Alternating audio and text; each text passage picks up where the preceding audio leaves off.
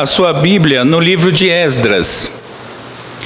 Esdras fica depois de 2 Crônicas e antes de Neemias. Nós iniciamos hoje uma nova série, então, no livro de Esdras, e hoje leremos no capítulo 1, dos versículos 1 a 11. Eu vou ler na versão revista atualizada e peço que você acompanhe e mantenha a sua Bíblia aberta depois. Diz assim a palavra do Senhor: no primeiro ano de Ciro, rei da Pérsia, para que se cumprisse a palavra do Senhor por boca de Jeremias, despertou o Senhor o espírito de Ciro, rei da Pérsia, o qual fez passar pregão por todo o seu reino, como também por escrito, dizendo: assim diz Ciro, rei da Pérsia: o Senhor, Deus do céu, me deu todos os reinos da terra e me encarregou de lhe edificar uma casa em Jerusalém de Judá. Quem dentre vós é de todo o seu povo, seja seu Deus com ele, e suba a Jerusalém de Judá, e edifique a casa do Senhor, Deus de Israel. Ele é o Deus que habita em Jerusalém. Todo aquele que restar em alguns lugares em que habita, os homens desse lugar o ajudarão com prata, ouro, bens e gado, afora as dádivas voluntárias para a casa de Deus, a qual está em Jerusalém. Então se levantaram os cabeças das famílias de Judá e Benjamim, e os sacerdotes e os levitas, com todos aqueles cujo Espírito de Deus despertou, para subirem e edificar a casa do Senhor, a qual está em Jerusalém. Todos os que habitavam nos arredores os ajudaram com objetos de prata, com ouro, bens, gado e coisas preciosas, afora tudo o que voluntariamente se deu. Também o rei Ciro tirou os utensílios da casa do Senhor, os quais Nabucodonosor tinha trazido de Jerusalém, e que tinha posto na casa dos seus deuses. Tirou o Ciro, rei da Pérsia, sob a direção do tesoureiro Mitrídate, que os entregou contados a Sesbazar, príncipe de Judá. Eis o número deles: 30 bacias de ouro, 1000 bacias de prata, 29 facas, 30 taças de ouro, 410 taças de prata de outra espécie e 1000 outros objetos. Todos os utensílios de ouro e de prata foram 5.400. Todos estes levou o Sesbazar, quando os do exílio subiram da Babilônia para Jerusalém. Vamos orar mais uma vez. Querido Deus, nós estamos agora diante da Tua santa palavra, carecendo, ó Deus, de ouvir do Senhor. Por isso te suplicamos misericórdia da Tua parte para conosco, falando conosco, ó Senhor, que a Tua santa palavra seja apresentada com fidelidade, que Teu Santo Espírito a aplique em nossos corações, mente e alma. É a súplica que eu te faço em nome de Jesus. Amém. Meus irmãos, eu não sei se vocês gostam, por exemplo, de filmes daqueles que vão sendo construído a narrativa e de repente você só no final fica entendendo o que todas aquelas cenas, aqueles acontecimentos queriam dizer. É aqueles que só no final você entende, sabe? Aquela cena que você viu e falou assim: nossa, isso aqui não tem nada a ver com esse filme. E lá no final do filme você fala: tinha tudo a ver. Às vezes é assim com a soberania de Deus nas nossas vidas, não é? O Senhor se revela na história e nos detalhes, sendo que nem todas as vezes nós entendemos. É difícil entender a soberania de Deus na prática. Quando o Senhor, por exemplo, permite que você fique desempregado, e que você não está entendendo nada do que você fez, ou o contrário, que você estuda muito, faz todos os concursos e sempre bate ali na porta e não consegue aquela prova, não consegue entrar no concurso, e você fica perguntando: por que, Senhor? Mas aí o tempo passa e você no futuro olha para trás e fala: entendi, era por isso que o Senhor queria. E isso acontece conosco várias vezes. O Senhor vai cuidando dos detalhes da história e nós não percebemos. E isso nada mais é, dizendo com palavras simples até, Trata-se da soberania de Deus. Deus é soberano, Deus cuida de tudo e de todos. Deus tem um jeito de fazer as coisas, onde Ele encadeia todos os detalhes, de tal forma que os planos deles não são frustrados, mas muitas vezes nós não entendemos, não é? Às vezes você tem, como lá em casa, um processo na justiça, onde nós sabemos que estamos corretos, que deveríamos ganhar, e passa 4 anos e o processo nem se moveu ainda da primeira instância. E você se pergunta, por que, Senhor? Eu não sei responder, mas eu sei que Deus tem o controle de todas as coisas, e isso é descansar na soberania do Senhor. E nós vamos olhar para isso, um pouco dessa história, no começo do livro de Esdras.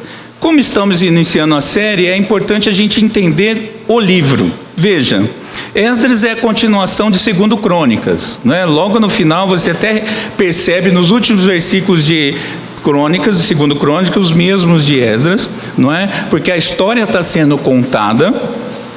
Esdras e Neemias, eles formam uma história só, que é a história da volta do povo de Deus que estava no exílio, voltando para a terra prometida. Em alguns manuscritos hebraicos, por exemplo, eles formam um livro só, Esdras e Neemias, com um nome até às vezes diferentes. Mas o que importa agora a gente entender é que esses 2 livros, de forma especial, eles tratam então da volta dos grupos dos israelitas em momentos distintos. Eles estavam prisioneiros na Babilônia. Esse povo volta para Jerusalém, onde vai ser reconstruído a cidade e o templo, não é? E depois também esse povo passa por reformas sociais e religiosas. Essa é a história de forma geral desses 2 livros. E o tema que eu gostaria de dizer de forma geral desses 2 textos ou dos 2 livros, é que Deus redime o seu povo. A obra que está sendo contada nesses 2 livros é justamente Deus redimindo o seu povo, trazendo de volta para si. E nós vamos observar isso ao longo da exposição de Esdras. Pois bem, vamos ver e ficar de olho na Bíblia. Mantenha a sua Bíblia aberta e acompanhe comigo. Em primeiro lugar, vamos entender então esse momento histórico. Versículo 1. No 1º ano de Ciro, rei da Pérsia. Do que nós estamos falando? Quando que nós estamos na história? Ciro Magno, ou Ciro o Grande, ou Ciro II, ele foi o grande rei da Pérsia, do Império Medo-Persa. Um grande homem que conquistou grandes regiões naquela época. E em 539 a.C., Ciro então conquista a Babilônia. E aí anexa então ao Império Medo-Persa a famosa Babilônia. E os seus encantos e impérios e gente e tudo mais. Ciro foi conquistando novamente os impérios, aqueles povos, e construindo então uma grande área geográfica e um grande território cuidado sobre o seu governo. E aí a gente precisa lembrar então que nesse momento da história os israelitas estavam cativeiros na Babilônia. Eles já tinham sido levados há mais ou menos 50 anos, não é? Por Nabucodonosor, que tinha tomado conta dos israelitas e exilado esse povo para a Babilônia. E aí, nesse capítulo 1, o texto que a gente leu, é chamado, em algumas versões, talvez na sua Bíblia em português conste isso, né? O decreto de Ciro. Agora, eu me pergunto e pergunto a você, foi Ciro ou foi Deus que decretou o retorno do povo? Foi Ciro ou foi Deus que garantiu todo o necessário? O propósito dessa história toda é de Ciro ou é Deus? A gente vai olhar isso então agora nesses versículos. Então, nesse primeiro texto, a gente consegue entender a história, o contexto histórico de onde nós estamos inseridos. E Ciro, então, meus irmãos, versículos 2 a 4, é literalmente o decreto daquele rei. Ele escreveu um decreto e e determinou que isso fosse divulgado em todo o seu império. E ele determinou que o povo voltasse para a sua terra natal, para reconstruir o templo lá em Jerusalém, e ele ia fazer todo o necessário para que isso acontecesse. Fala a verdade, se você tivesse exilado e o país, o governador daquele povo que estava sob seu comando te desse essa orientação, não parecia uma coisa bem legal? Não é uma atitude simpática? Não é? Ciro não está sendo simpático, afinal de contas ele ainda está mandando em todo mundo, mas agora ele está dizendo, não, voltem, pode voltar para a terra de vocês, pode reedificar a terra de vocês, ergam os templos de volta, voltem para lá, fiquem à vontade. Isso, gente, não é à toa. E nós vamos olhar humanamente primeiro o que significa isso. Ciro tinha uma estratégia diferente de Nabucodonosor, que trazia o povo para perto de si e queria de toda forma apagar a cultura dos povos e manter só a dele. Ciro trata de forma diferente. Ciro tinha a seguinte estratégia, eu chamo de tática política militar dos 3 R's. O que ele faz? Ele restaura a cidade das pessoas, reedifica o templo das pessoas, e isso não é só para os judeus, é para todos os povos que estavam debaixo do imperador Ciro. E eles repatriam os adoradores, ou seja, ele manda de volta o povo para a sua terra. E olha que interessante, ele é um diplomata, ele é inteligente, ele tem um zelo cuidadoso nesse decreto, porque o texto diz, ele registra no decreto que é para o povo, no caso os israelitas, seguirem a Iavé, o Senhor. E ele ainda fala quem é Iavé, o Deus dos céus. Olha que coisa interessante, não parece até que Ciro é crente? Afinal de contas, agora ele está atendendo a voz de Iavé.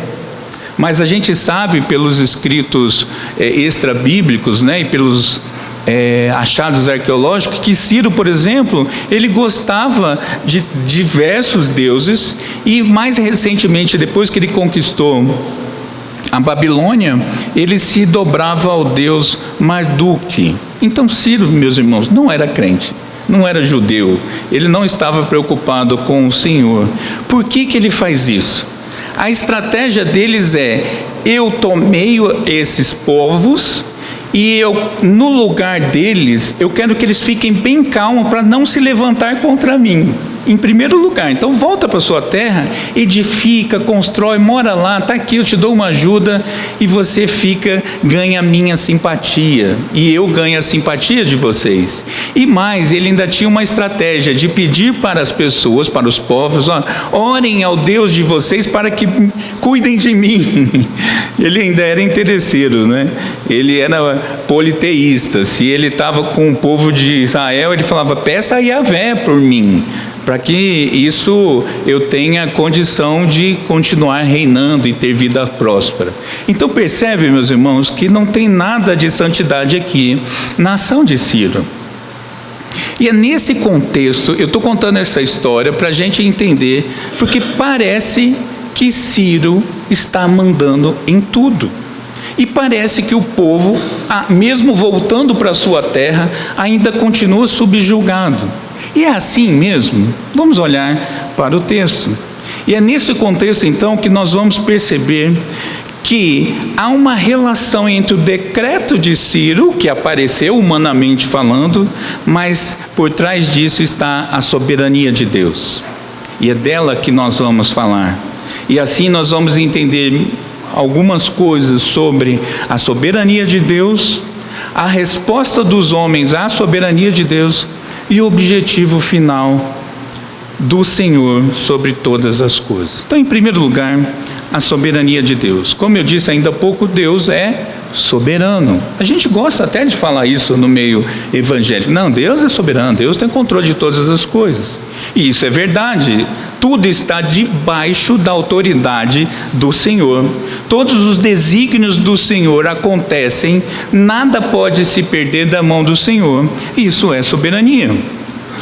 Agora, vamos olhar para esse texto e alguns outros para entender quem é que manda neste mundo. Porque a sensação que a gente pode ter, ou que os nossos irmãos daquela época tiveram, é que eles estavam sendo jogados de um imperador para o outro. Ora eu estou debaixo de Nabucodonosor, ora eu estou debaixo de Ciro, depois eu vou estar debaixo de Dário, e eu estou sempre sendo explorado.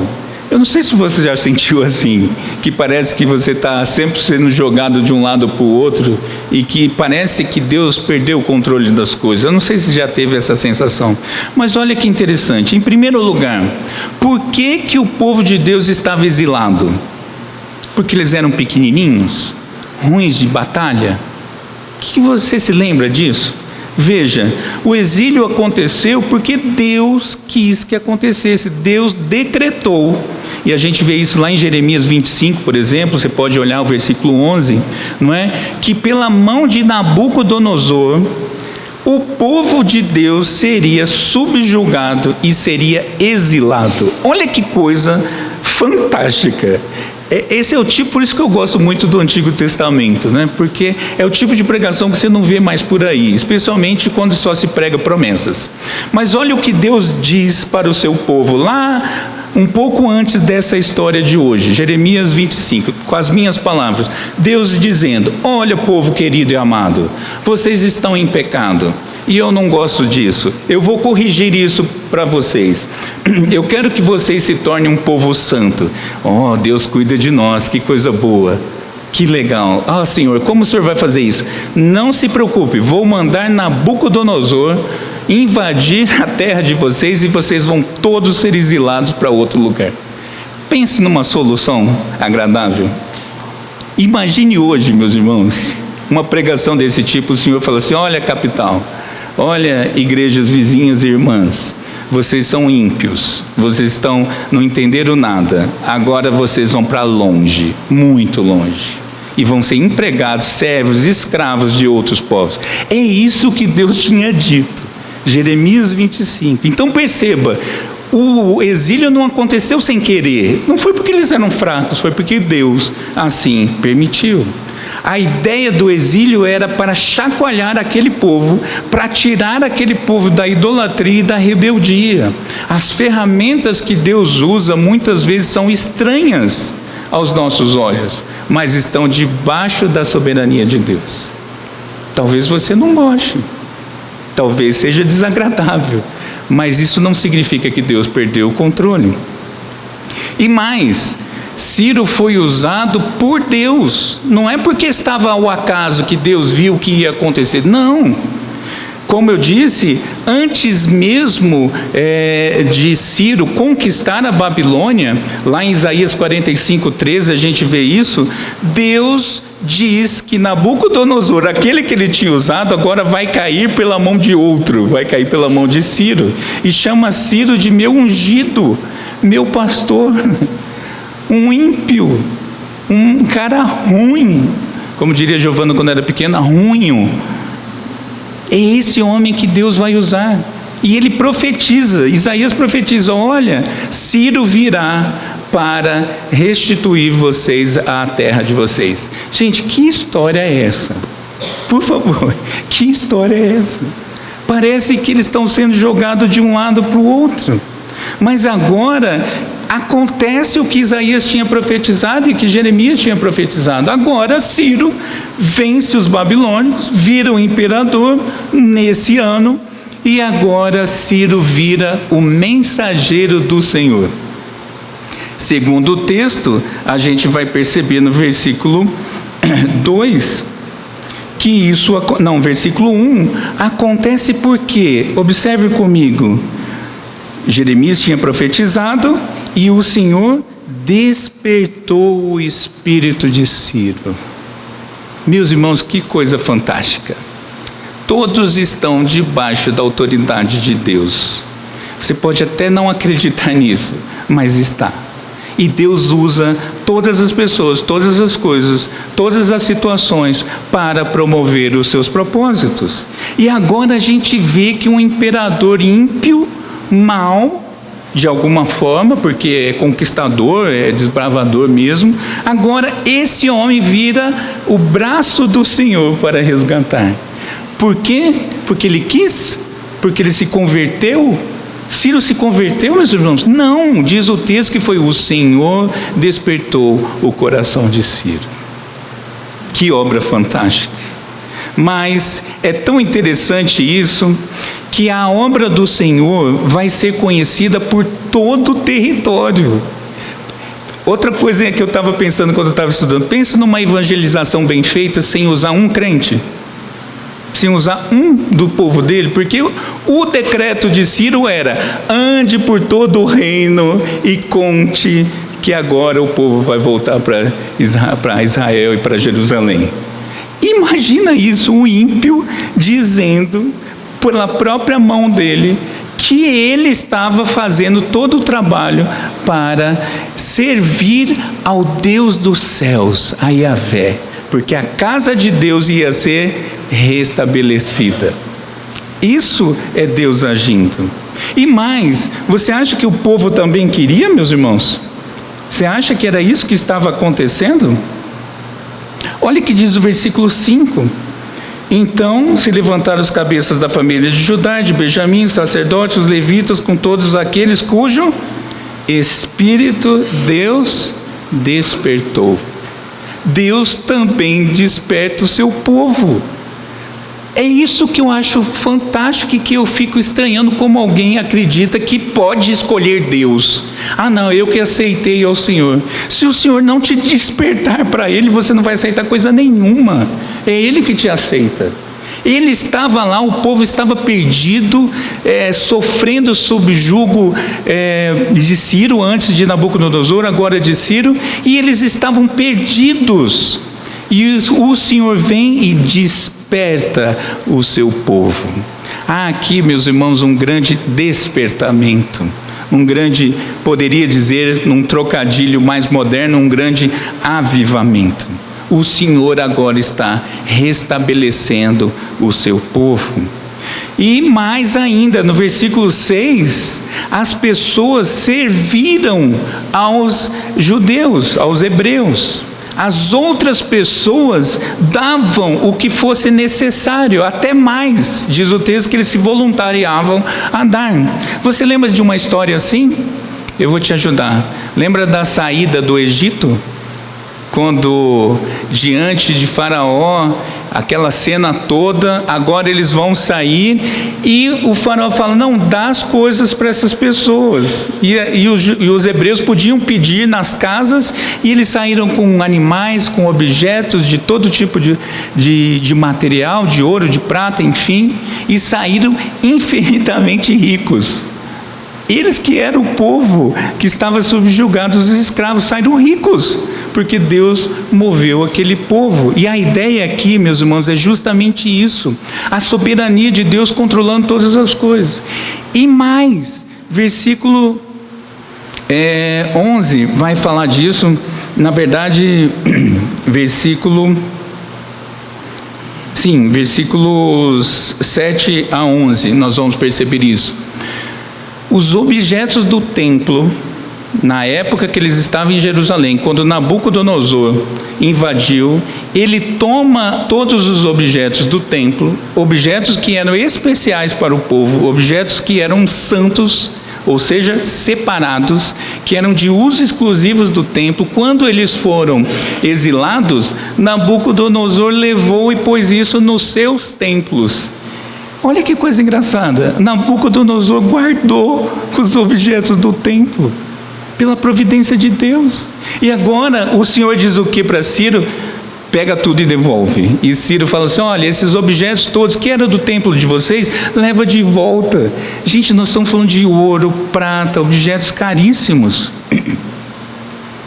É engraçado quando você vai nos museus aí pelo mundo afora, eu não tenho esse conhecimento, mas a internet ajuda a ter, que os museus da Europa estão os grandes tesouros arqueológicos do mundo.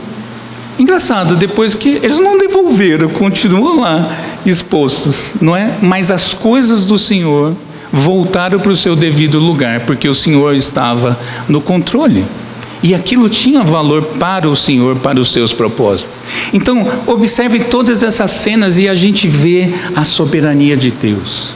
Uma história que você contada de fora parece que é um governador que está conduzindo as coisas. Mas por trás a gente descobre que é Deus cuidando de tudo, nos mínimos detalhes. Mas em segundo lugar, isso é interessante, mas qual a resposta dos homens? Porque esse é um dos grandes dilemas da fé cristã, é entender a soberania de Deus e a responsabilidade humana. Se Deus faz todas as coisas, onde que eu entro nisso?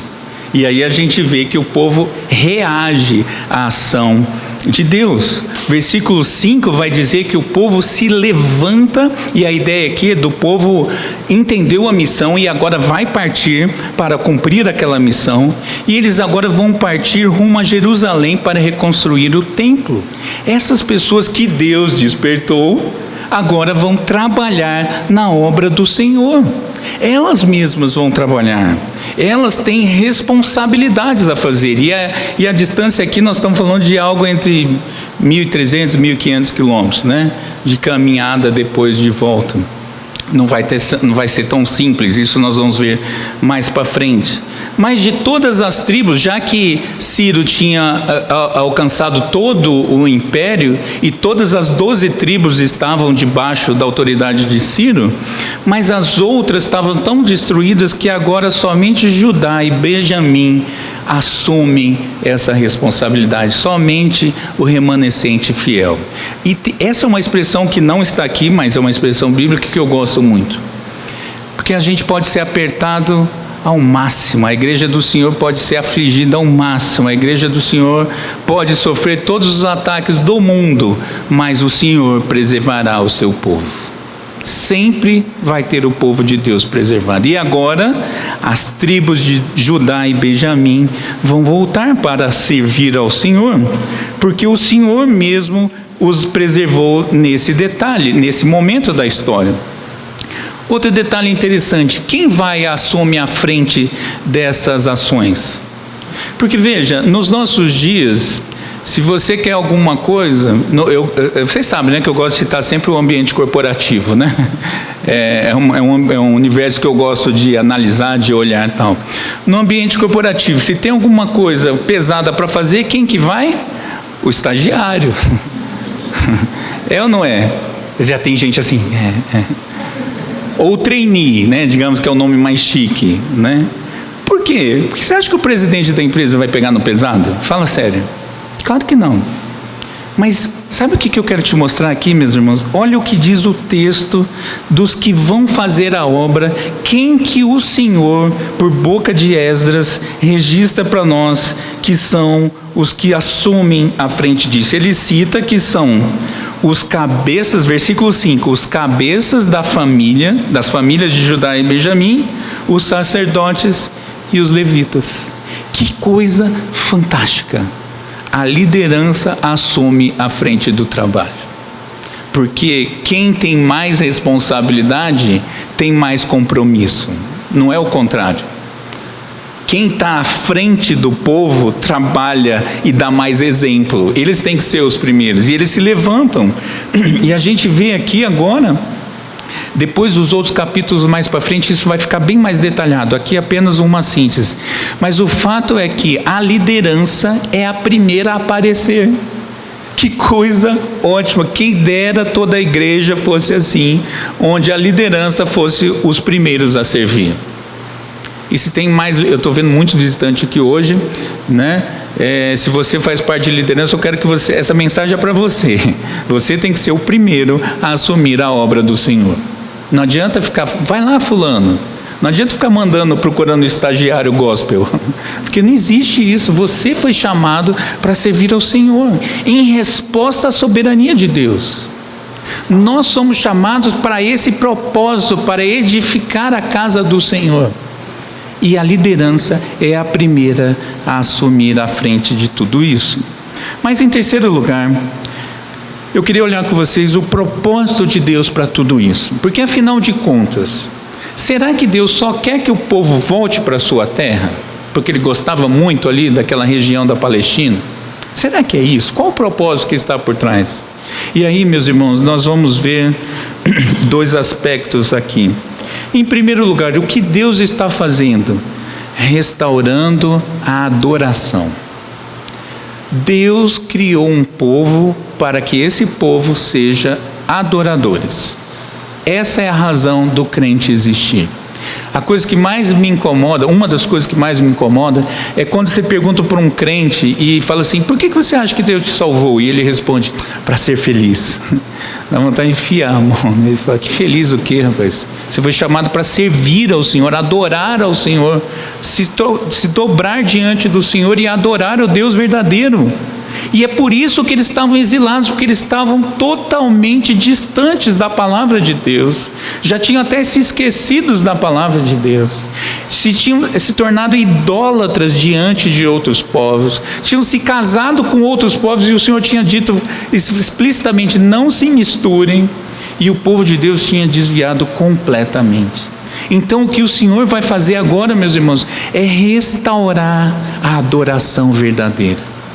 Olha como que Deus trata com o seu povo. Em primeiro lugar, Ele restaura a adoração. Não é a casa, não é a prosperidade. Tanto é que o objeto principal dessa obra, segundo o próprio decreto de Ciro, é a casa de Deus. O Senhor não começou com as propriedades particulares. O Senhor não começou com o emprego. O Senhor não se preocupou com deixar Jerusalém belíssima. A primeira coisa é: levanta o templo, porque a adoração a mim é o que interessa em primeiro lugar. Porque pode faltar todas as outras coisas, mas você ainda terá o seu Senhor. E o Senhor agora está mostrando isso. Ele está levando o povo de volta para Jerusalém para reconstruir o templo e assim, obviamente, reconstruir a adoração. Porque naquela época a adoração a Deus era templária, era regulada pelo espaço físico. Isso acaba em Cristo, isso acaba. Mas naquele momento da história tinha que se reerguer o templo para se voltar a adorar a Deus. E é o que faz a primeira pergunta do breve catecismo: qual o fim principal do homem? Glorificar a Deus e alegrar-se nele para sempre. Veja como isso é antigo. O Senhor, quando quer reerguer o seu povo, Ele restaura em primeiro lugar a adoração. E aqui no versículo 3 nós vamos ver esses três elementos contidos ali: o templo, a casa de Deus, a cidade, no caso a cidade específica que é Jerusalém, e o povo, os eleitos de Deus. Que coisa maravilhosa! O Senhor agora está trabalhando no seu povo. E aqui, meus irmãos, nós temos que lembrar que é apenas o primeiro capítulo. A história é que Deus vai fazer uma grande obra no meio do seu povo. E esse povo vai ser guiado por Zorobabel, nesse primeiro momento do retorno do exílio. Capítulo 2 vai falar disso. Mas no versículo 11, final do versículo 11, tem uma expressão que ela é lindíssima. Diz o texto que tudo isso, todas essas coisas e todo o povo eles vão subir da Babilônia para Jerusalém. Uai, qual a graça disso, pastor? Está mudando de cidade, é só isso. Muito pelo contrário, meus irmãos, o que está aqui por trás é fantástico. Esses homens e mulheres e famílias estão exilados, eles estão distantes de Deus. Agora Deus os trará de volta para si. No Antigo Testamento a geografia era importante, o espaço era importante, e agora o que o Senhor está mostrando era: vocês que estavam exilados vão voltar para a terra prometida. Lembra de outra cena como essa? Lembra da saída do Êxodo? Saindo do Egito, da terra da escravidão, para a terra prometida. O povo se desviou, e o Senhor está falando o quê?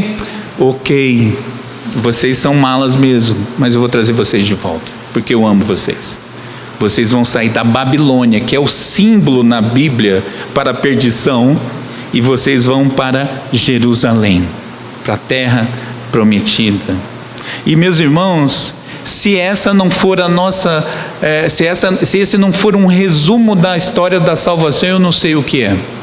Porque sabe o que significa isso, meus irmãos?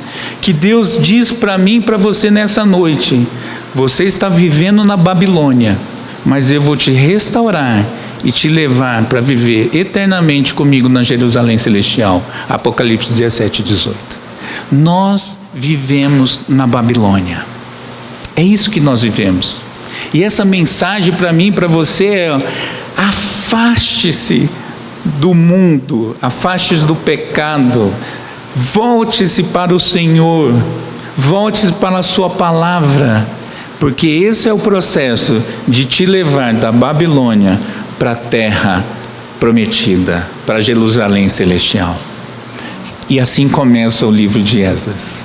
Nós estamos apenas começando, meus irmãos. E eu concluo lembrando algumas aplicações para nossas vidas. Deus continua restaurando o seu povo eleito. Hoje eu e você estamos dentro dessa mesma história. Deus continua tirando gente da Babilônia e pondo para andar na direção de Jerusalém Celestial. Nós não chegamos ainda na Jerusalém Celestial, mas nós estamos a caminho. Eu fiquei lendo esse texto e fiquei me imaginando voltando para a terra prometida. Você consegue pensar nisso, meus irmãos? Que o povo de Deus é chamado por Deus para voltar para a sua própria casa, e que a Bíblia diz que o Senhor está fazendo casas maravilhosas para habitarmos com Ele eternamente, para aqueles que são seus. Outro detalhe: os propósitos soberanos de Deus, meus irmãos, jamais serão frustrados. Deus usa tudo e todos, os seus planos não falham. Eu sei que às vezes você se confunde, porque eu também passo por isso. Eu sei que às vezes as circunstâncias nos enganam. Eu sei que às vezes um problema dura tanto tempo que você fala: será que Deus esqueceu de mim? E eu me lembrei de uma historinha que elucida bem isso. Que uma irmãzinha numa cidade do interior cuidava de uma creche para crianças carentes, e chegou um momento que acabou tudo, absolutamente tudo. E aquela irmã, muito crente, não é? Orou ao Senhor, mas ouvindo o programa de rádio local, daquelas cidadezinhas bem pequenas, ligou para a rádio, pediu uma música, a rádio que toca de tudo, né? Pediu uma música evangélica, né? Eu dei uma adaptada, não, uma música evangélica, e disse: eu estou ligando para agradecer a Deus, o meu Deus, porque hoje está faltando tudo aqui na creche. Todo mundo conhecia a creche, conhecia a senhora. Está faltando tudo, mas eu creio no Deus Todo-Poderoso e eu descanso no meu Deus. Bom, um satanista, ouvindo a mesma rádio, manda encher a Kombi, chama o rapaz lá e fala: ó, vai no supermercado do seu fulano, enche a Kombi do bom e do melhor, leva lá na creche, você sabe onde fica, mas é o seguinte, descarrega tudo. No final, quando tiver tudo dentro da creche, você diz que foi Satanás que mandou. Ok, o cara fez isso, levou, não é? A mulher, quando toca a campainha, uma Kombi cheia de tudo que ela precisava, alegria, né? Sorriso de fora a fora, recebendo tudo, e o empregado ficou meio incomodado, porque ela não perguntava quem mandou, né? Aí quando pôs tudo para dentro, ela falou assim: obrigado. E o cara sabia que ele tinha uma missão, né? Ele falou: não, mas a senhora não quer saber quem mandou? Não. Não, mas a senhora não ficou curiosa em saber quem mandou? Tá, quem mandou? Satanás mandou. Aí essa mulher vira e fala assim: meu filho, deixa eu te dizer uma coisa. Para o meu Deus, quando o meu Deus quer fazer as coisas, até Satanás obedece. Essa mulher tinha uma compreensão nessa historinha da soberania de Deus. Isso é soberania de Deus. Você consegue ter essa visão? Que todas as coisas cooperam para o bem daqueles que amam a Deus? Você consegue olhar para um câncer e dizer que Deus está no controle? Você consegue olhar para um desemprego? Você consegue olhar para um assalto, a perda de um parente querido, e dizer que o Senhor é soberano? Porque é isso que nós temos que dizer.